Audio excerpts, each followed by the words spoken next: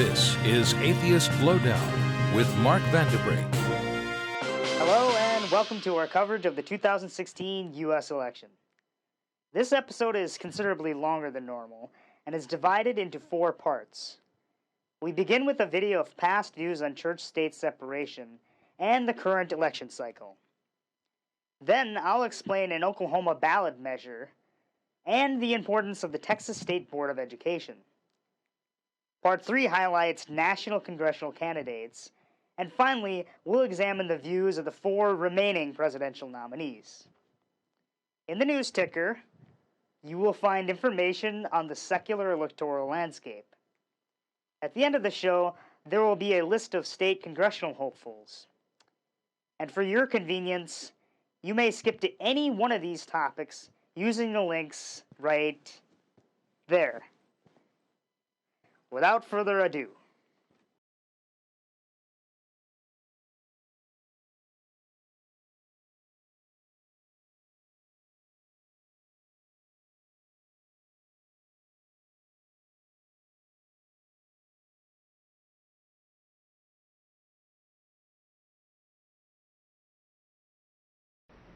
I believe in an America where the separation of church and state is absolute, where no Catholic prelate would tell the president, should he be Catholic, how to act, and no Protestant minister would tell his parishioners for whom to vote, where no church or church school is granted any public funds or political preference, and where no man is denied public office merely because his religion differs from the president who might appoint him or the people who might elect him.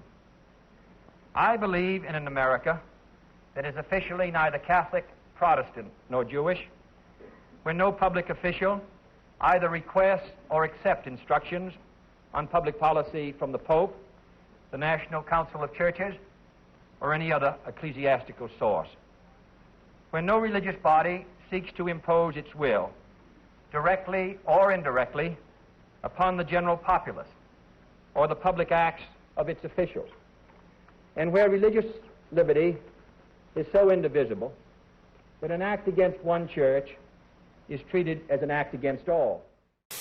We in the United States, above all, must remember that lesson, for we were founded as a nation of openness to people of all beliefs, and so we must remain. Our very unity has been strengthened by our pluralism. We establish no religion in this country. We command no worship. We mandate no belief, nor will we ever. Church and state are and must remain separate. All are free to believe or not believe. All are free to practice a faith or not. Given the increasing diversity of America's populations, the dangers of sectarianism are greater than ever. Whatever we once were, we are no longer a Christian nation, at least not just. We are also a Jewish nation, a Muslim nation, and a Buddhist nation, and a Hindu nation, and a nation of non-believers. And even if we did have only Christians in our midst, if we expelled every non-Christian from the United States of America, whose Christianity would we teach in the schools? Would it be James Dobson's or Al Sharpton's?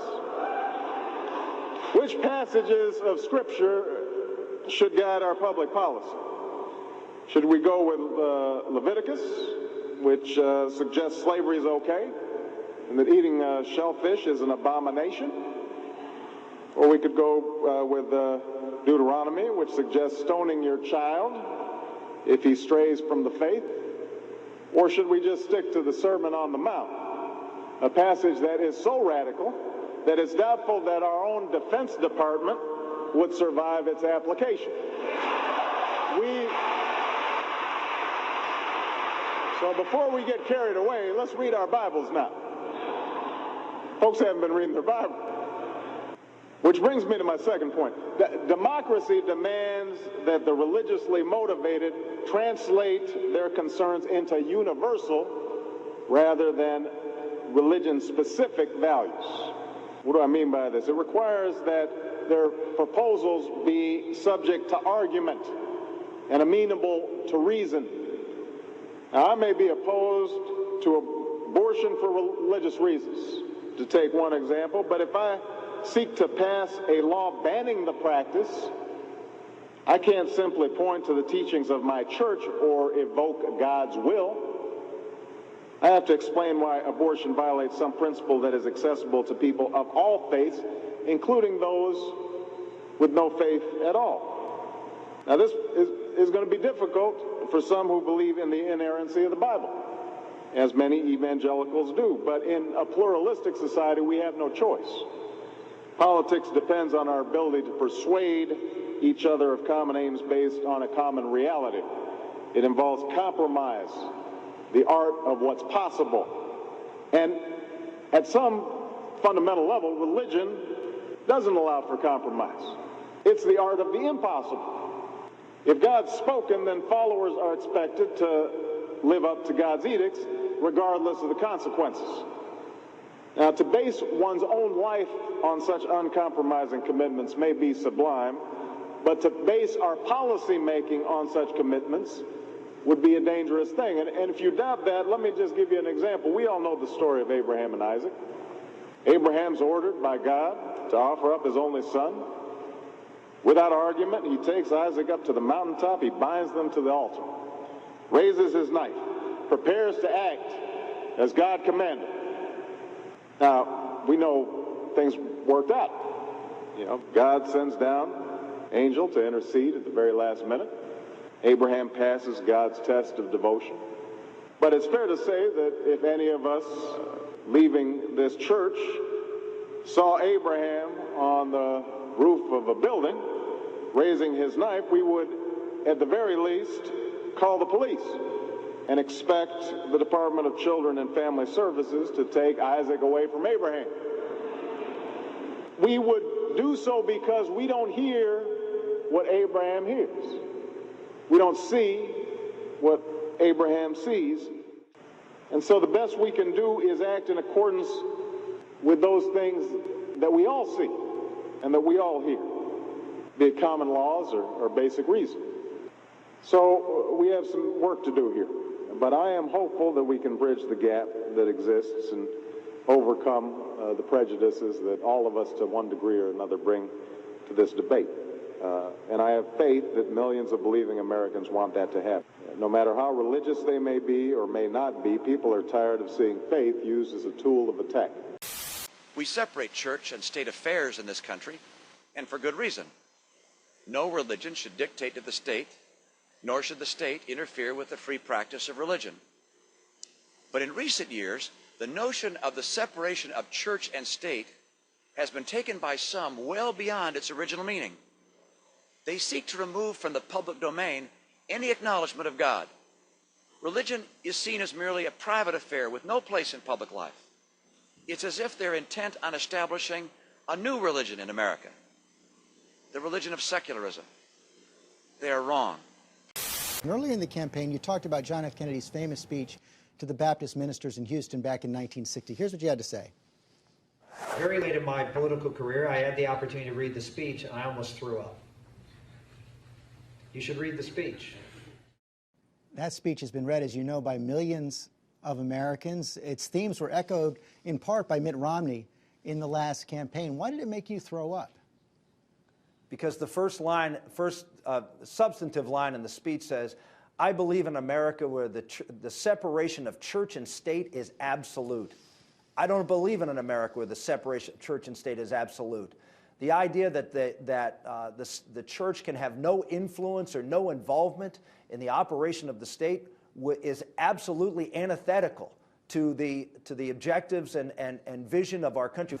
One of the things that has set apart the platforms of the Democratic Party, the Republican Party this time, is the strikingly biblical nature of the Republican platform. One of the planks of which is solid support for the nation of Israel. We've never had a more conservative or a more biblical platform. It is the best platform we've ever had.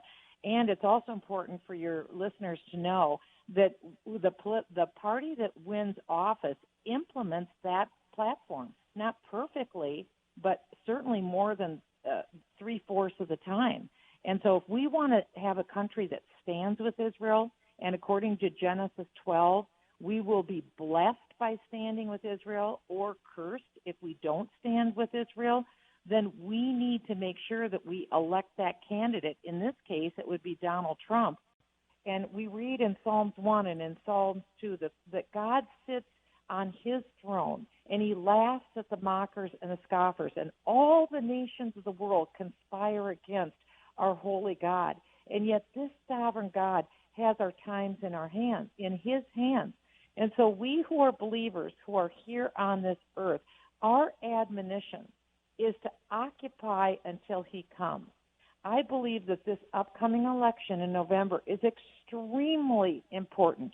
We can't sit this out. We have to be engaged. We have to understand that for the first time in the last 40 years, Russia is now calling the shots. A godless communist nation is calling the shots in the Middle East. They're claiming it's the biggest gathering of non-religious people in history. Tens of thousands of atheists expected on the Mall in D.C. this weekend for the Reason rally, trying to clarify that age-old division between God and state.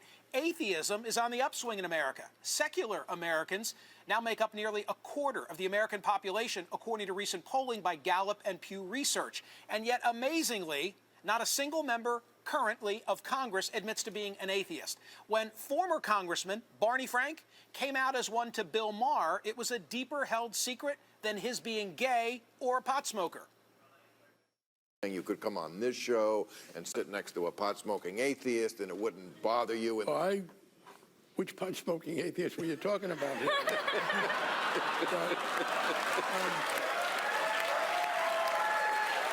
Oh, you are liberated. Woo.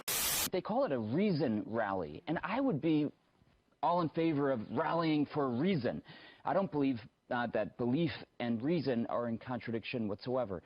What I do find incredible, though, is that a small group of people who don't affiliate themselves with any religion, which is completely acceptable and understandable, would be so oftentimes, not always, but some of them, so activist, trying to thwart other people's belief systems. Nothing is more important to me, and nothing was more important to our founding fathers than freedom of religion. The freedom of every individual to follow the spiritual path of our choice or to follow no religion at all. If a quarter of Americans are secular, you know there are atheists in the Congress. Why this remaining taboo?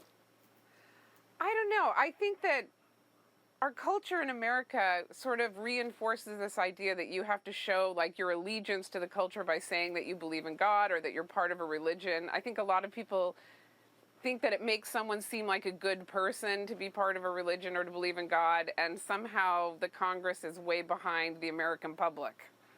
Or maybe it's because no one has really tested this. Maybe no one has stood up and said, look, I'm a person of moral foundation. I don't derive that moral foundation from any particular book, but here I am and I'm putting myself out there. I think so too. I actually think it's going to happen in our lifetime, and it's going to happen rapidly. I really feel optimistic. You know, it's amazing to me, you know that Daniel Radcliffe has declared himself an atheist? I'm serious. What a weird thing. Why would a guy that had all that success just, I mean, what the hell's wrong with him? I'm an atheist voter. I'm not planted here. I am born and raised in Iowa. I have a question about how your faith will play a role in your presidency. Okay.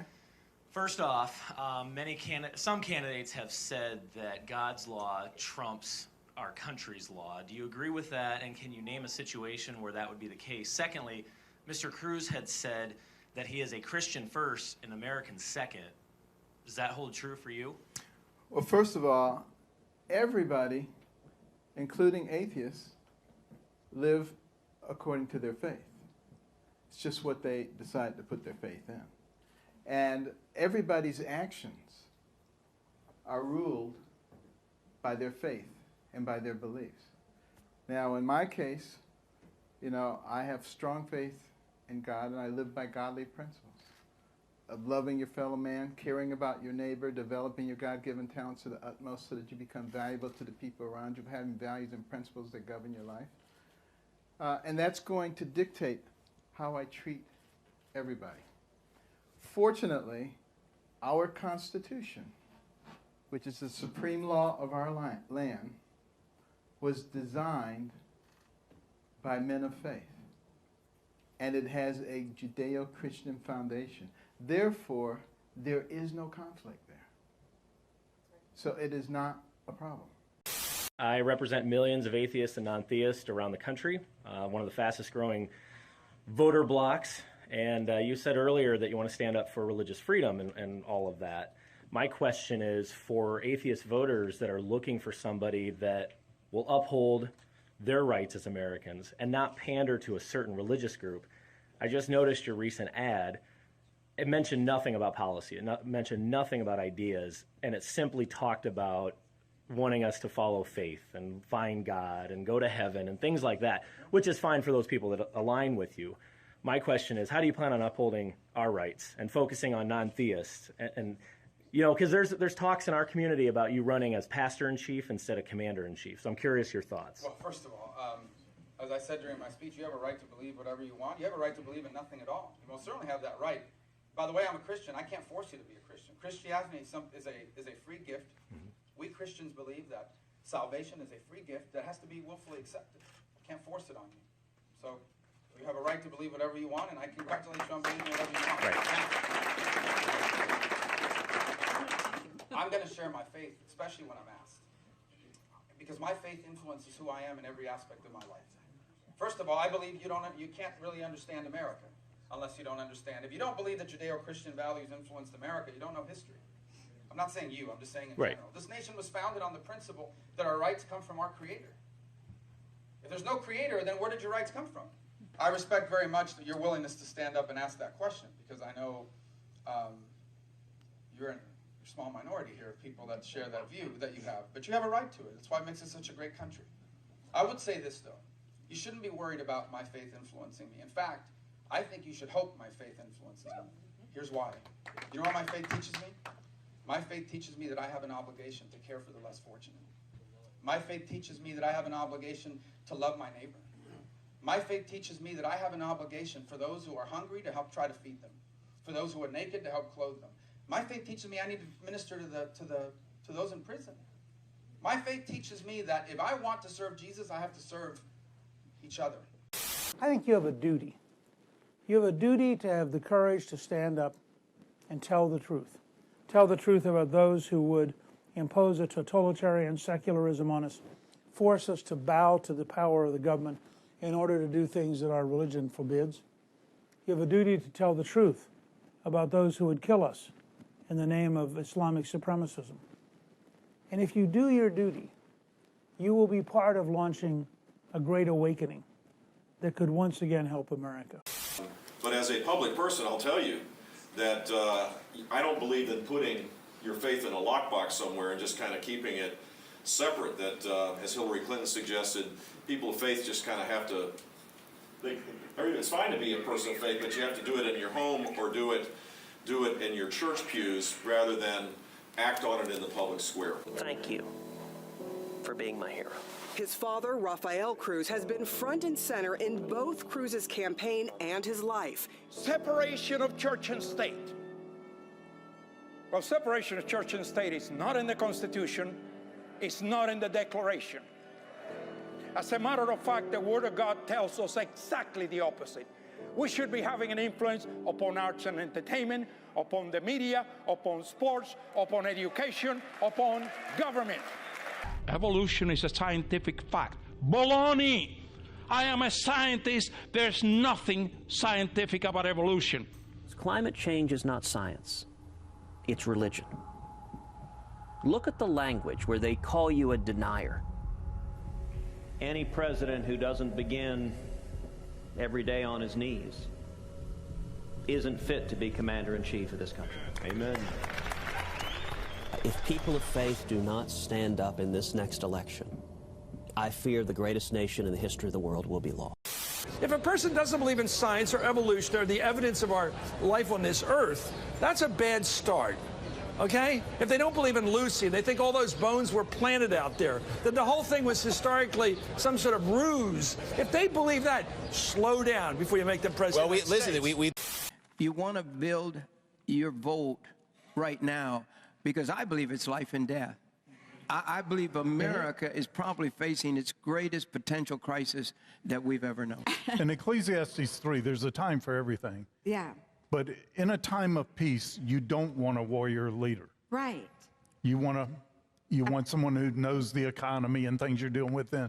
But in a time of war, you need a warrior. Right. And we are at war. We're at war. They We're brought at it war. here Now, to there are us. other reasons I would choose Trump. Yes. But I would, just about every person, I think every person really, you could see a parallel to their temperament or to their personality in a biblical character. Mm-hmm. Yeah. You can link them to. I'll tell you who I felt right away who Trump was like. Who?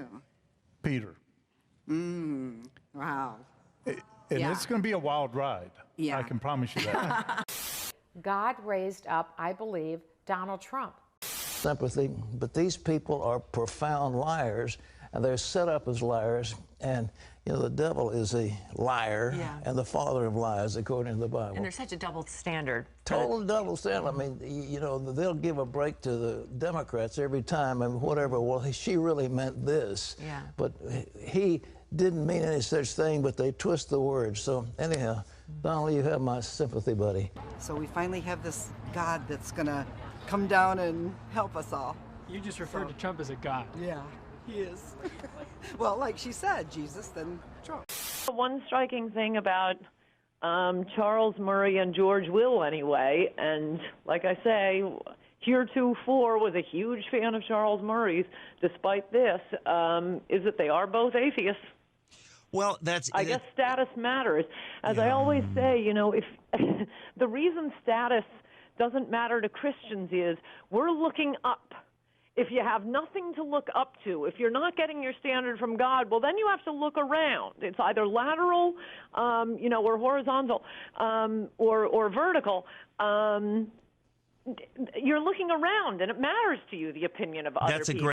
Makers that want to pass laws that are based on religious beliefs that end up discriminating against people. How do we stop that? Well, look, I think we've got to stick with our founding principles of separation between church and state. And remember, it was done in the beginning mostly to protect religion from the state. You can open the doorway of your life to demonic presences in a lot of different ways, and a lot of them are things that Hillary Clinton has done. So there's no question from a biblical standpoint that she herself has opened her life up to demonic influence. Father in heaven, we do pray in Jesus' name for a deliverance for Hillary Clinton from this demonic spirit of hatred. Vote Donald Trump if you want to live. Even if you were just corrupt, why do you want to have an earth that's ruined? Because you people are satanic. And you've been given power because you've been possessed. You've been turned over to evil. Let me tell you something. George Soros and Hillary Clinton, you just look at them. Those aren't people, okay? Folks, let me just tell you something. And if the media wants to go with this, that's fine. There are dozens of videos and photos of Obama having flies land on him indoors at all times of year, and he'll be next to 100 people and no one has flies on him. Hillary, reportedly, I was told people around her that they think she's demon-possessed, okay? I'm just going to go ahead and say it, okay? They said they're scared. That's why when I see her, when kids are by her, I actually get scared myself for the child. That big rubber face and that... this woman is dangerous, ladies and gentlemen. I'm telling you. She is a demon. He means it literally. And there's only one candidate in this race who understands that democracy in a big, diverse country doesn't work if you constantly demonize each other. And I mean that literally, by the way. I was reading the other day, there's a guy on the radio who apparently Trump's on his show frequently. He said, me and Hillary are demons. Said we smell like sulfur. Ain't that something?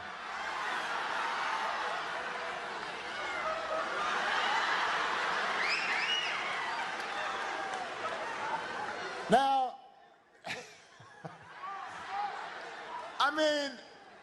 come on, people. Come on, people, indeed. Now that the long road to the White House is about to culminate in the November 8th election, let's examine what you need to know before heading to the voting booth. In Oklahoma, ballot question SQ 790 asks voters whether to repeal or uphold the section of the state's constitution which requires separation of church and state.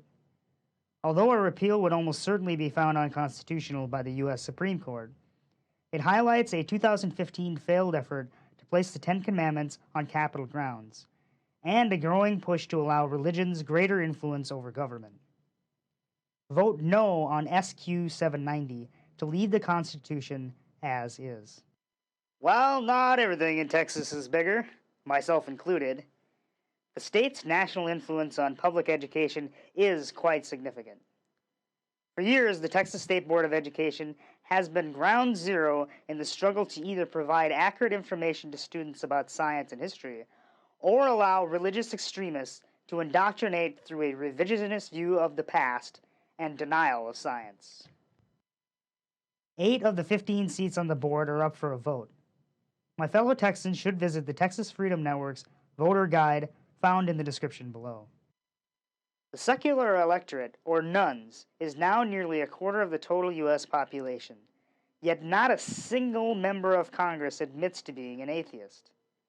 However, the number of openly secular candidates is on the rise. While most of them are running in traditionally liberal-leaning states, conservative Arizona presents a radical departure. 7 out of the 23 secular candidates running for either state or national office are from Arizona, far more than any other state. So what's the matter with Arizona? ReligionNews.com reports that 6 of the candidates have employed the humanist-based communications firm Spectrum Experience, run by Sarah Blaine and Evan Clark. They are employing a strategy they call political humanism. The platform seeks to highlight rather than minimize humanist values that promote the greater good of all people, regardless of race, religion, or economic status. They include a living wage, healthcare access, including abortion and birth control, improved education, the eradication of poverty, and the advancement of science and reason. It'll be very interesting to see if this works. I'll keep a close eye on the state and follow up in the coming weeks. Now on to the national candidates. Oh, goody. Incumbent Kirsten Sinema is running for re-election to Arizona's 9th District House of Representatives seat. She is the first openly bisexual Congress member and unaffiliated with any religion. When she was sworn in 4 years ago, she took the oath on a copy of the U.S. Constitution. Another Arizona hopeful is Michael Weiser, running for House District 4. According to secular values voters, he has said that atheists and other non-religious people often have to hide who they are to be invited to participate in politics. And that's simply wrong. I am a non-religious person who sees religion as one way people organize their values. My values are organized by my understanding of the naturalistic connections we all have to each other and the universe. In Colorado, Misty Plowright is seeking election to the U.S. House of Representatives in the state's 5th Congressional District. Plowright says that religion plays no role in her life, and that, quote, freedom and equality for all belief, including secular ones, are of the utmost importance to me, and is commitment to the idea we must take care of each other and our planet. Maryland Democrat Jamie Raskin is running for the 8th District House of Representatives seat. Secular values voters describes him as, quote, one of the leading advocates for the separation of church and state. Also a progressive Democrat, he led efforts in Maryland passing bills on same-sex marriage, repealing the death penalty, and legalizing medical marijuana. Raskin spoke at the Reason rally in June and may best be described as a humanist and non-theistic Jew. And Misty Snow faces an uphill battle in staunchly conservative Utah, where she has, along with Misty Plowright, become the first transgender national nominee from either major party. She faces Republican incumbent Mike Lee for a Senate position. The Secular Coalition for America have graded the 4 remaining presidential candidates on secular issues. Both Jill Stein and Hillary Clinton received A's, Gary Johnson passed with a B, and Trump flunked out. The group assessed the candidates based on questions related to the separation between church and state, prejudice against the non-religious, pro-abortion stance, support for sex education, and other topics. Let's look at each presidential hopeful in turn. Hillary Clinton has no significant flaws regarding secular issues. The Democrat supports separation of church and state, Planned Parenthood, and women's rights to make their own health care decisions, comprehensive evidence-based and medically accurate sex education, and supports climate change policy. The only issue that may raise concern is an email released by WikiLeaks in which DNC Chief Finance Officer Brad Marshall speculated that smearing Bernie Sanders on his religious beliefs might help Clinton. He wrote in part, "Does Bernie Sanders believe in God? I read he is an atheist. This could make several points difference with my peeps. My Southern Baptist peeps would draw a big difference between a Jew and an atheist."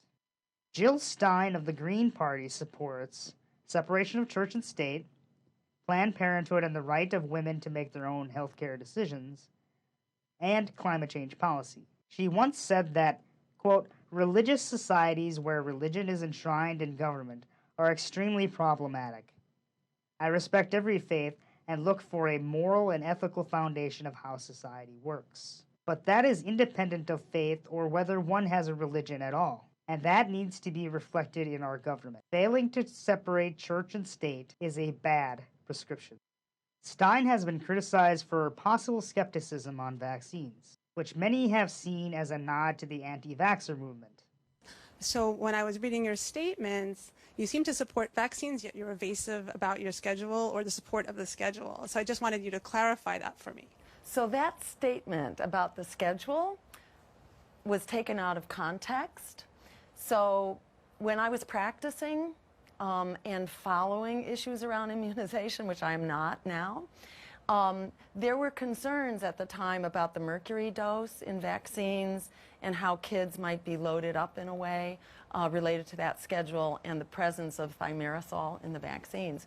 And that's what I was referring to, that there were legitimate questions at that time. But I understand those, you know, the thimerosal has been taken out of the vaccines, anything that would be given to a child, and it's no longer an issue. I think there's kind of an effort to divert the conversation from our actual agenda, because the idea that I oppose vaccines is completely ridiculous or that I'm anti-science. Next up is Gary Johnson of the Libertarian Party. He supports separation of church and state with the caveat, quote, "not to waste money removing existing references to God from money, federal buildings, and national monuments." He supports Planned Parenthood and the right of women to make their own healthcare decisions. He also supports climate change policy. But go ahead and take a look at this strange response he gave in the following video. Could you talk a little bit more about how you view the issue of climate change and what should the government's role be in mitigating that? Well, climate change. I think the world is getting warmer. I think that it's man-caused. That said, should we be engaged in cap and trade taxation? No, I don't think that we should. We should lend certainty to the energy field. We should be building new coal-fired plants. When you look at the amount of money that we're looking to spend on global warming in the trillions, and look at the result, I just argue that the result is completely inconsequential to the money that we would end up spending, and that we could direct those monies in other ways that would be much more beneficial to mankind. I mean, the long-term view, should we take the long-term view when it comes to global warming? I think that we should. And the long-term view is that in billions of years, the sun is going to actually grow and encompass the earth, right?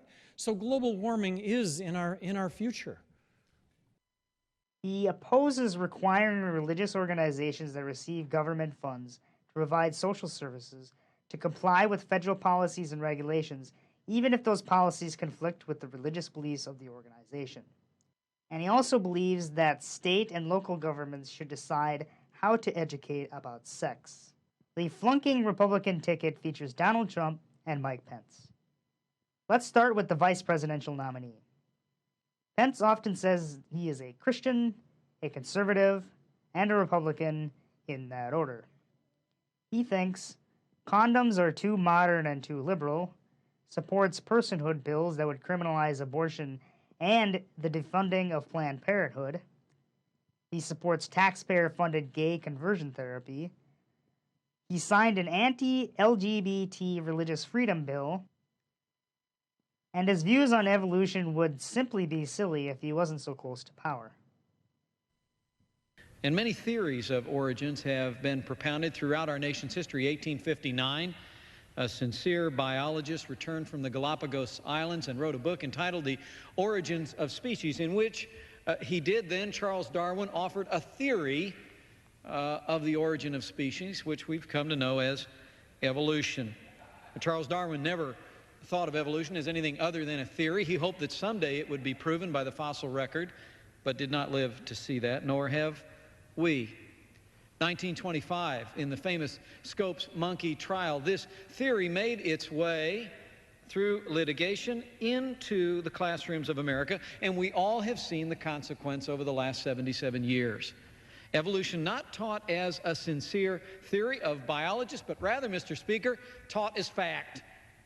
And lest anyone listening in would doubt that, we can all see in our mind's eye that grade room classroom we all grew up in with the linear depiction of evolution just above the chalkboard. There's the little monkey crawling on the grass. There's the Neanderthal with his knuckles dragging, and then there's Mel Gibson standing in all of his glory. It is what we have been taught, that man proceeded and evolved along linear lines. But now comes a new find by paleontologists in the newspapers all across America. A new study in Nature magazine. 6 to 7 million year old skull has been unearthed, the Torme skull, and it suggests that human evolution was actually, according to a new theory, human evolution was taking place, and I'm quoting now, all across Africa and on the earth, and the earth was once truly, and I quote, a planet of the apes, on which nature was experimenting with many human-like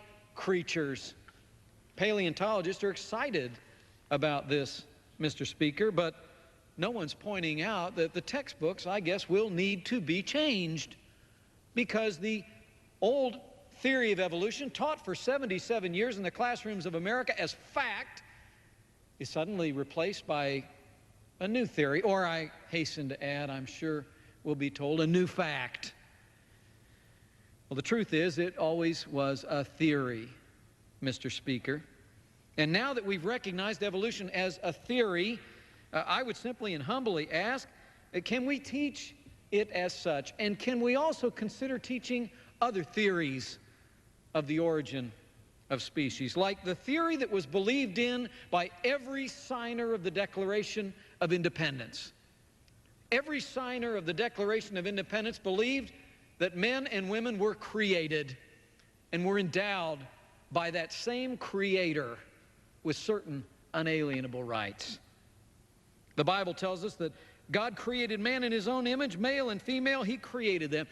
And I believe that, Mr. Speaker. I believe that God created the known universe, the earth and everything in it, including man. And I also believe that someday scientists will come to see that only the theory of intelligent design provides even a remotely rational explanation for the known universe. But until that day comes, and I have no fear of science, I believe that the more we study the science, the more the truths of faith will become apparent. I just would humbly ask, as new theories of evolution find their ways into the newspapers and into the textbooks, let us demand that educators around America teach evolution not as fact, but as theory, and an interesting theory to boot. But let's also bring into the minds of all of our children all of the theories about the unknowable, that some bright day in the future, through science and perhaps through faith, we will find the truth of from whence we come. And I yield back. And finally, the Donald. He believes America to be a Judeo-Christian nation and is skeptical about man-made climate change. He wants to prohibit Muslims from entering the country, but ironically, in a 2008 interview on his now-defunct radio show called Trumped, he praised Sharia law because it gave more power to men, saying, quote, "Men in Saudi Arabia have the authority to divorce their wives without going to the courts. I guess that would also mean they don't need prenuptial agreements. The fact is, no courts, no judges. Saudi Arabia sounds like a very good place to get a divorce. And at the Republican National Convention, he had this to say. At this moment, I would like to thank the evangelical and religious community, because I'll tell you what, the support that they've given me, and I'm not sure I totally deserve it, has been so amazing and has had such a big reason for me being here tonight. True, so true.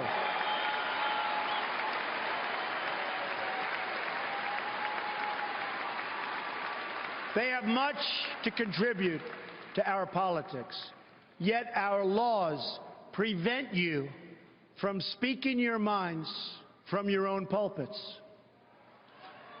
An amendment pushed by Lyndon Johnson many years ago threatens religious institutions with a loss of their tax-exempt status if they openly advocate their political views. Their voice has been taken away. I am going to work very hard to repeal that language and to protect free speech for all Americans. The 1954 change to the U.S. tax code, known as the Johnson Amendment, prohibits nonprofits, including churches, from explicitly endorsing or opposing particular candidates for public office or risk losing their tax-exempt status. Political speech from the pulpit is otherwise protected. Finally, I'd like to address my theist and/or religious viewers. Hillary Clinton is your best option. While she is secular-friendly, she will also protect religious freedom. Yes, a candidate can do both. Our country has done a fairly good job of it throughout most of its history. And as she pointed out in a previous clip, church-state separation was in part intended to protect religion from the state. Trump is an entirely different option. He would be a terrible representative of either worldview. Yes, he would like to repeal the Johnson Amendment, but that opens up a can of worms that I don't think anyone would be happy with, save whatever denomination has the greatest influence. Religious minorities and atheists would be subject to the desires of a particular religious majority. Furthermore, Donald Trump is a self-centered opportunist, a person who will capitalize on any stance so long as it grants him power. Neither the secular humanist nor most religious folks share his values. Yes, atheism and theism are the only two options to the question of whether one believes in a god or gods. However, the value systems which often inform either belief are not shared by a person like Trump. Perhaps Trump is an atheist humanist. If so, the only human he cares about is himself. If he is a theist, then he believes himself to be God. There have been many such examples throughout history, where an amoral man capitalizes on the divisions within society to benefit at everyone else's expense. Whatever foibles Clinton may possess, they pale in comparison with the danger Trump represents to theists and atheists alike. That's our lowdown on the election. Please like, subscribe, and share with your voting friends. Stay tuned in the credits for a listing of state congressional candidates. Vote secular, my friends.